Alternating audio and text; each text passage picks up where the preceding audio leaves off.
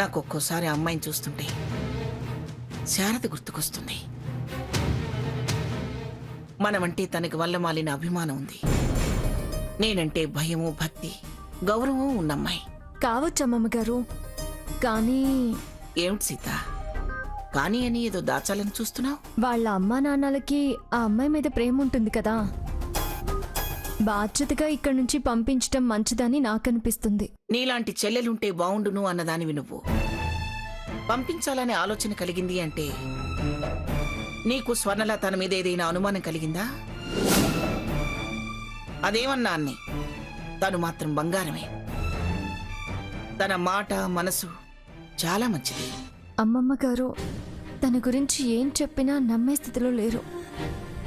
ఎలా ఎలా అసలు విషయం చెప్పాలి? స్వర్ణకు న్యాయం జరగాలి. స్వర్ణకు న్యాయం జరగాలి. హంసనందిని దుర్మార్గం నశించాలి. న్యాయం జరగాలి. మంగమ్మ దుర్మార్గం చెల్లదు. హంసనందిని దుర్మార్గం నశించాలి. స్వర్ణకు న్యాయం జరగాలి. హంసనందిని దుర్మార్గం నశించాలి. న్యాయం జరగాలి. హంసనందిని దుర్మార్గం నశించాలి. మంగమ్మ దుర్మార్గం చెల్లదు. స్వర్ణకు న్యాయం జరగాలి. స్వర్ణకు న్యాయం జరగాలి. మంగమ్మ దుర్మార్గం చెల్లదు. స్వర్ణకు న్యాయం జరగాలి. హంసనందిని దుర్మార్గం నశించాలి.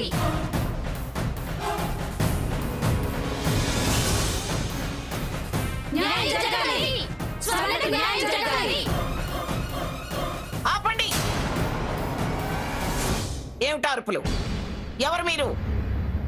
మంగమ్మ గారి దుర్మార్గం ఏంటి, స్వర్ణకి న్యాయం ఏంటి? ఏం జరిగిందని అలా గావు కేకలేస్తున్నారు? మేము ప్రగతి మహిళా మండలి వాళ్ళం. అరవటమేనా నీ ప్రగతి పని? దుర్మార్గం చేయడమేనా మీ పెద్దతనం? పిచ్చి పిచ్చిగా మాట్లాడకండి. నేనేం దుర్మార్గం చేశాను? ఆస్తుల కోసం కక్కుర్తి పడి కట్టుకున్న భార్యకి అన్యాయం చేయించి మరో అమ్మాయితో మీ మనవడు అక్రమ సంబంధం పెట్టుకుంటే మీరు దాన్ని ప్రోత్సహిస్తారా? మర్యాదగా మాట్లాడండి. ఇక్కడ అలాంటి వాటికి తావు లేదు. మీరు తప్పుడు సమాచారంతో వచ్చి ఉంటారు. ఈ అరుపులు కేకలు మాని బయటికి నడవండి. మీరు తప్పుడు పనులు చేయిస్తూ మాది తప్పుడు సమాచారం అంటారే? ఇంతకీ సాకేత్ ఎవరు? నేనే. హంసానందిని ఎవరు? నేనే. స్వర్ణ ఎవరు? నేనేనండి. ఈ అమ్మాయికేగా అన్యాయం చేస్తూ ఈ హంసతో సాకేత్ అక్రమ సంబంధం పెట్టుకుంది.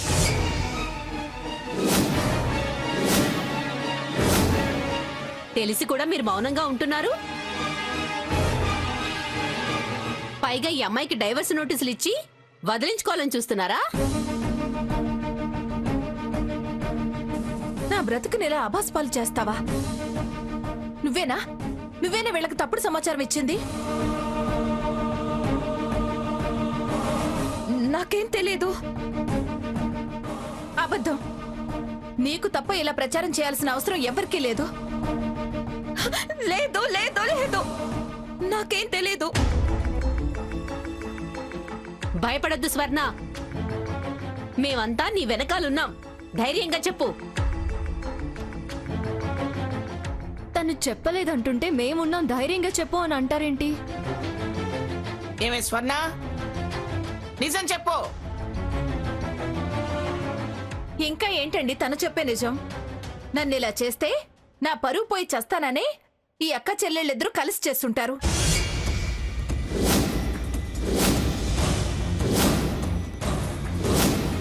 వాళ్ళ అనుమానాలకు నా బతుకును బలి చేశారు.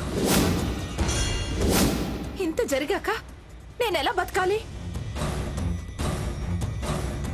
హంస, అర్థం పర్థం లేకుండా మాట్లాడకో. అసలు మాకేం తెలీదు. తను అలా చేసే మనిషి కాదు. కాందే వాళ్ళెందుకు వస్తారు? వాళ్ళు కాదంటున్నారు. మీరెవరు చెబితే వచ్చారో చెప్పండి. ఈ నెంబర్ నుండి మెసేజ్ వచ్చింది. న్యాయం చేయమంటేనే మేము వచ్చాం. ఈ నెంబర్ ఎవరిదో చూడండి.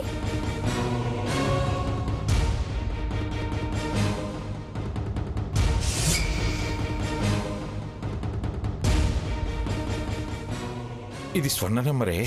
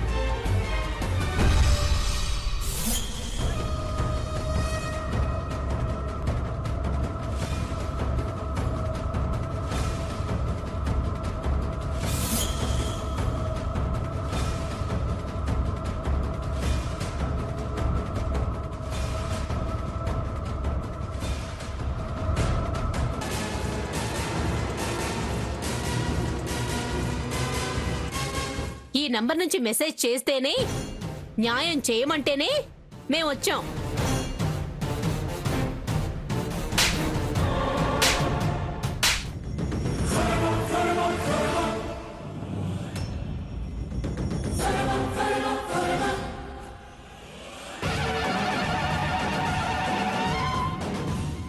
పాపిష్టిదానా, ఎంతకు తెగబడ్డావే. ముడి పెట్టాలని మేం చూస్తుంటే మంట పెట్టావు కదే. అయ్యో నేనే మెసేజ్ పెట్టలేదమ్మా. ఏంటి స్వర్ణ, నీ బతుకు సరిదిద్దుకోవడానికి మరో అమ్మాయి బతుకు మీద ఇలాంటి నింద వేస్తావా? నో, అదలా ఎప్పటికీ చేయదు.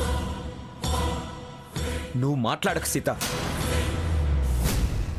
తన ఫోన్ నుంచి SMS పంపినట్టు క్లియర్గా ఉంటే అలా చేసి ఉండదంటావేంటి? నువ్వు అసలు మనిషివేనా? నీ అనుమానానికి నా జీవితంతో ఆడుకుంటావా? నేను వచ్చిన దగ్గర నుండి చూస్తున్నాను. నా మీద పగబట్టావు, చివరికి ఇలా కాటు వేస్తావా?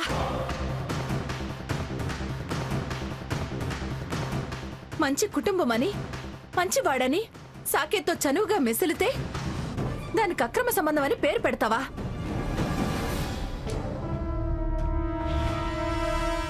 నీ మొగుడు నిన్ను ఇష్టపడకపోతే నన్ను బాధ్యురాల్ని చేస్తావా? ఎన్నిసార్లు టీ తాగడానికి కూర్చుంటే ఆ టేబుల్ కింద కూర్చున్నావు? గుడికెళ్తే గోల చేసావు, గాజులు పగలగొట్టావు, ఉయ్యాల్లో కూర్చుంటే తాళ్ళు కోసేశావు.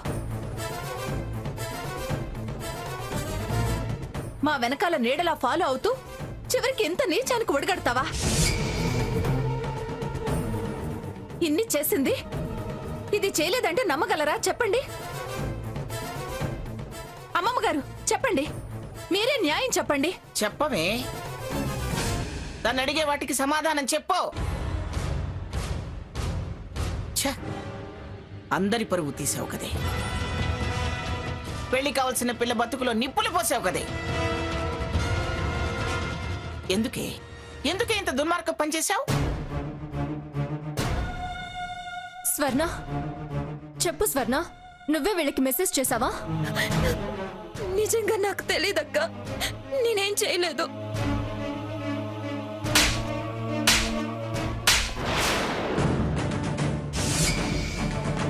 చెప్పవే. ఇందులోనే అర్థమవుతుంది నీకు నీ భార్య మీద ఎంత ప్రేముందో. తను మీ రాక్షసత్వానికి దడిచి ఏం చెప్పట్లేదు. Whole your tongue.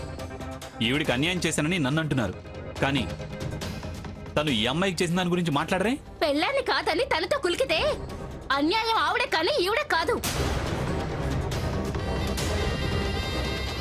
పెళ్ళైన వాడితో సంబంధం తప్పని ఈవిడకు తెలీదా? నో, మీరు చాలా తప్పుగా మాట్లాడుతున్నారు. మా మధ్య ఏ సంబంధం లేదు. అమ్మమ్మ గారు, మీరేం మాట్లాడరే? చూడండి, నేనే స్వర్ణ తల్లిని. అంతా దీని అనుమానమే కానీ వాళ్ళ మధ్య ఎలాంటి తప్పుడు సంబంధం లేదు. అవునండి, తను హోటల్కి కస్టమర్గా వచ్చింది. కాస్త కలుపుగోలుగా ఉంది అంతే. తనకు తన భర్తకి తగువులుండడం వల్ల వాళ్ళ చనువుని అపార్థం చేసుకుంది. చెప్పవే, చెప్పు. తప్పు చేశాను, క్షమించండి అని వాళ్ళ కాళ్ళ మీద పడు. నేను చెప్పలేదంటుంటే వాళ్ళ కాళ్ళ మీద పడమంటారే? చూసారా చూసారా, ఇంత చేసినా నా మీద కసి తగ్గలేదు. నా బతుకు బూడిద చేసి తన కోపం చల్లార్చుకోవాలని చూస్తుంది. అంత క్లియర్ గా ఫోన్లో మెసేజ్ ఉంటే ఇంకా ఎలా దబాయిస్తుందో చూడండి.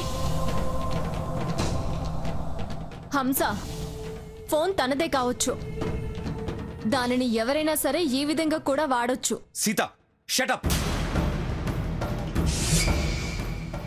ఎవరికేం అవసరం ఉంది? ఆ అమ్మాయి మీద అంతా నింద వేస్తే నువ్వింకా సపోర్ట్ చేస్తావా? రఘు, మాట్లాడుకో. నువ్వు మాట్లాడితే నా మీదొట్టే. చూడు, మన మధ్య గొడవలు ఉండొచ్చు, అందుకని హంస జీవితం మీద ఇలా నిందలు వేయడం పద్ధతి కాదు. మర్యాదగా వాళ్ళకి సారీ చెప్పు. చెప్పు. దేవుడి మీద ఒట్టు బావా, నాకేం తెలీదు. తెలీదనుకు స్వర్ణ, చెప్పవే, లేకపోతే నీ బతుకే నాశనం అయిపోతుంది. అంత ఆలోచించేదైతే ఇలాంటి మొదటి స్టెప్పులు ఎందుకు చేస్తుంది? మర్మం కర్మం తెలియని పెళ్ళే అది. నీ కాపురం నిలబెట్టడం కోసం ఎంతో శ్రమ పడుతుంది. అలాంటి గొప్ప మనసున్న అమ్మాయిని ఇలా చిత్రించడం పాపం. మన కుటుంబ విషయాల్ని బజారుకి ఇచ్చావు. ఏం బాగుంటావు నువ్వు? చూడండి, ఏదో పొరపాటు జరిగింది. ఆ అమ్మాయికే పాపం తెలీదు. నా మనవడు మీరనుకునేలా నీచ పనులు చేసేవాడు కాదు. దయచేసి ఈ విషయాన్ని ఇంతటితో వదిలేయండి, వెళ్ళండి. మీకు చేతులెత్తి దండం పెడుతున్నాను. పరువు ప్రతిష్టలున్న కుటుంబం నుంచి వచ్చిన దాన్ని మానవతతో సాయం చేయడం తప్ప మరొకటి తెలియదు. కల్లా కపటం నాకు తెలీదు. కలివిడిగా కలిసిపోయే తత్వం నాది. ఆస్తి అంతస్తు వంశ చరిత్ర ఉన్నదాన్ని హీనమైన పని చేసేదాన్ని కాదు. చదువు సంస్కారం ఉన్నదాన్ని చవకబారుగా ప్రవర్తించేదాన్ని కాదు. మంచి చేయడమే తప్ప తప్పు చేయడం అంటే ఏంటో కూడా ఎరగను.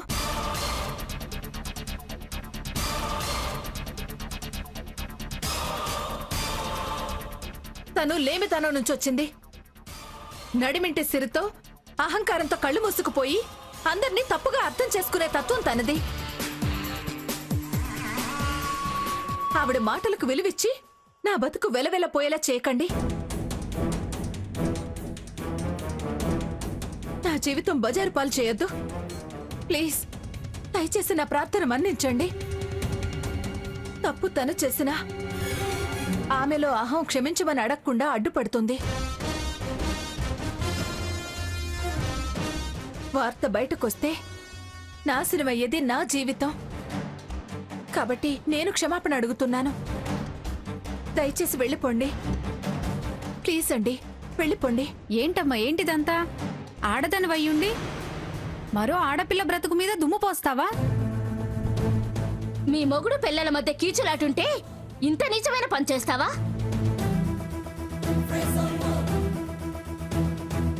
బుద్ధి జ్ఞానం ఉన్నవాళ్ళు నీలా ఇలా ప్రవర్తిస్తారా?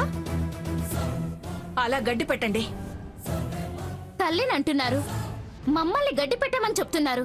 ఏం పెంపకం అమ్మా మీది? ఇలా పెంచినందుకు కన్న మీకు పెట్టాలి గడ్డి. అవును, దాని కన్న పాపానికి మేమే గడ్డి తినాలి.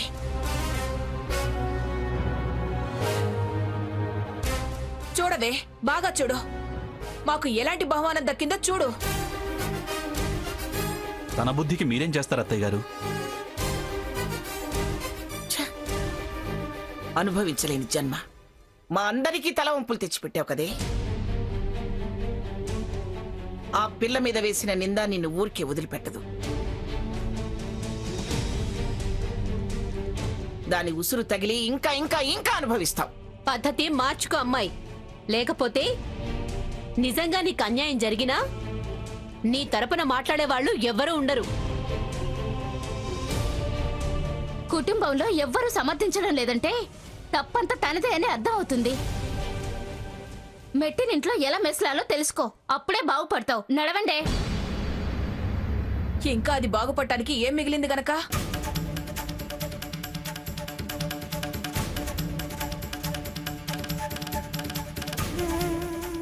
చూడవే, చూడు. ఆ పిల్ల ఎలా కుమిలిపోతుందో చూడు.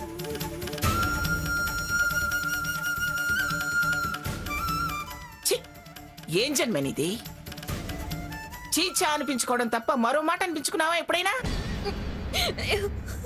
కర్మ, అంతా నా కర్మ. ప్రమాణ పూర్తిగా చెప్తున్నాను, నాకేం తెలియదు తెలియదు తెలియదు. నింద పడింది దాని మీద కాదు, నా మీద. ఎవరు నమ్మిన ఈ బ్రతుకు బ్రతకడం వేస్ట్. చావే, చావు. అందరిని ఇలా చంపే బదులు నువ్వే చావే. ఒక ఏడుపు ఏడ్చి చస్తాం. ఇంకా కర్మ అంటావేంటే? కర్మ పోవే అవతలకి పో. అమ్మా, ఏమిటమ్మా దాని కాదు ఆగమనడం. నువ్వెలా చెప్తావు నాకు తెలీదు. దానికి బుద్ధి చెప్పు. దానికి అవసరం లేదు, అవసరం లేదు. మీకెవరికి శ్రమ కలిగించను, శ్రమ కలిగించను.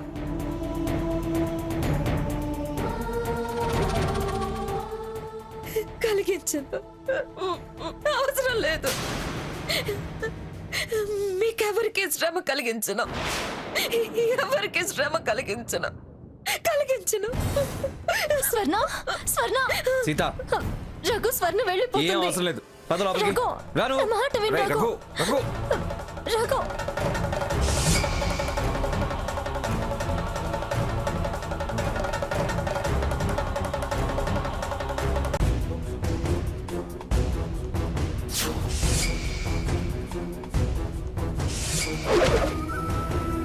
అందరిని ఇలా చంపే బదులు నువ్వే చావే.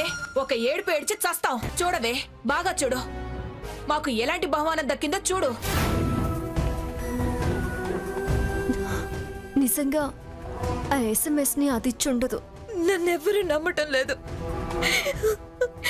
నా మీద నిందలేసి నన్ను చెడు చేస్తుంది అదే.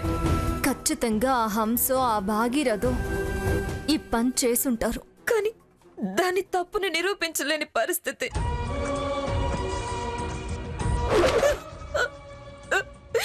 అమ్మా, అమ్మమ్మ, బావ ఎవరు ఎవరు నా మాట నమ్మట్లేదు. పాపం, దాని మొర ఎవరు ఆలకించలేని పరిస్థితి. నమ్మకం లేని మనుషుల మధ్య బ్రతకడం అనవసరం. అది అసలే మూర్ఖురాలు. చెయ్యని పనికి అందరూ మాటలు అన్నారు. బావ నన్ను అంత అసహించుకున్నాక ఇంకా ఆశపడడం పిచ్చితనం. ఆ హంస బాగా నటించి స్వర్ణని అందరి ముందు దుర్మార్గురాల్లాగా చిత్రీకరించింది. బ్రతకలేను, బావ లేకుండా బ్రతకలేను. బావ లేకుండా బ్రతకడం కన్నా చావడం నయం, చావడమే నయం.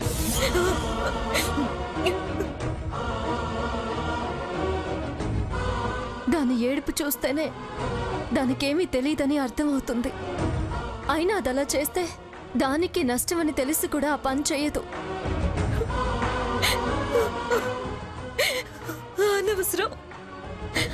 ఆశలు పెంచుకునే బదులు నా బ్రతుకు ముగించడం మంచిది. ఆ తర్వాత ఎవరేమైనా నాకెందుకు.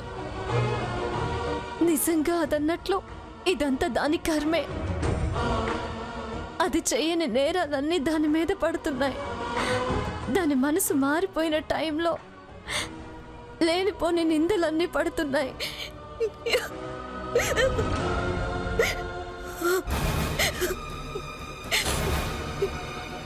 చచ్చిపోవడమే మంచిది.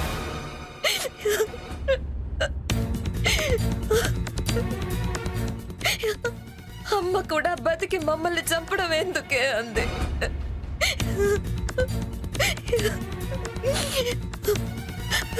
కన్న తల్లే అంత మాట అన్నాక ఇంకా బతకడం వేస్ట్, బ్రతకడం వేస్ట్. బాధలో ఏదైనా అఘాయిత్యం చేసుకుంటే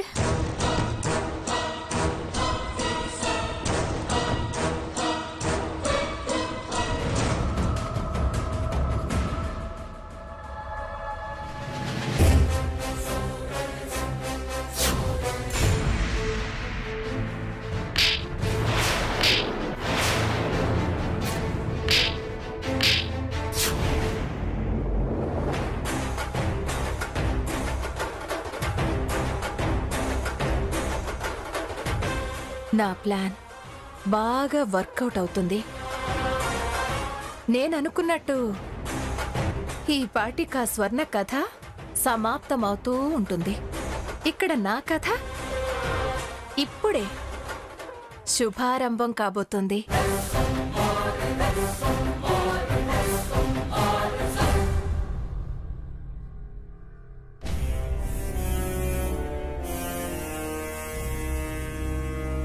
అభం శుభం తెలియని అమ్మాయి మీద ఎంతెంత అబండాలు వేశారు. ఛీ! ఎందుకు స్వర్ణ రోజు రోజుకి ఇలా తయారైపోతుంది? మారాను మారాను అంటుంది. మరి ఇలాంటి పనులు చేయడం ఏమిటి? మనమెవరం తన మార్పును ఒప్పుకోవటం లేదనే బాధేమో. బాధ దానికా? కేవలం ఉక్రోషం. దాని మాట చెల్లుబాటు కావటం లేదన్న పంతం. తను సుఖపడక ఎవరిని సుఖపడనీయని తత్వం. హంసని పంపించారని కుట్ర. దాని పంతం నెగ్గించుకొని మళ్ళీ ఎప్పట్లా మనల్ని గెలిచాను అని విర్రవీగడం కోసం. పిచ్చి బాగా ముదిరింది. శాడిస్టిక్ గా బిహేవ్ చేస్తోంది. కొంతకాలం అసలు సీత సైలెంట్ గా ఉంటే, సపోర్ట్ ఇవ్వకపోతే అసలు రంగు బయటపడుతుంది. ఈ సీతేమో విందు, చెల్లి చెల్లి కాపురం అంటూ సమర్థిస్తుంది. అక్కని అడ్డం పెట్టుకొని చెలరేగిపోతుంది.